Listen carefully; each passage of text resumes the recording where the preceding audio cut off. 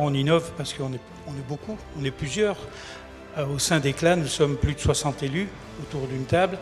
On travaille dans une dizaine de commissions, donc vous imaginez que dans toutes ces structures, nous avons l'occasion d'échanger, d'innover, de proposer, de suggérer, et c'est à partir de là que petit à petit les projets peuvent s'élaborer.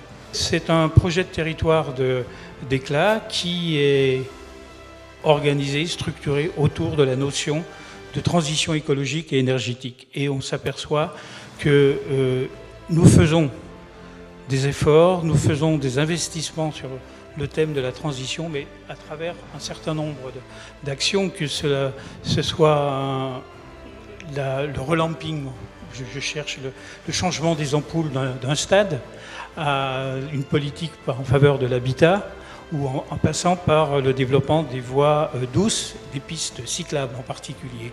Ça, c'est un accompagnement, c'est une implication d'une structure comme Éclat dans le problème actuel que nous avons à gérer sur les changements climatiques, et nous avons pris l'option claire et nette de nous investir dans ce dossier transition écologique et énergétique. Il s'agit de la commune de Coteaux-du-Lison. Et on appelle sur scène Nelly Durando et Roland Fraisier, qui sont les deux adjoints au maire de Coteaux-du-Lison.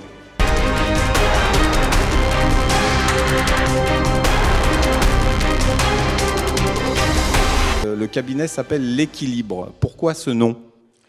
Alors, comme vous avez peut-être pu le constater, il y a différentes disciplines qui sont exercées par ces jeunes femmes et qui contribuent évidemment au bien-être et à l'équilibre de tout un chacun qui viennent consulter cette personne. Donc, quand ils nous ont proposé cette dénomination pour cet espace, eh bien, nous l'avons accepté. C'était logique, effectivement. C'est tout à fait logique. Tout simplement, la communauté de communes au Jura Saint-Claude avait le projet de lancer une maison médicale.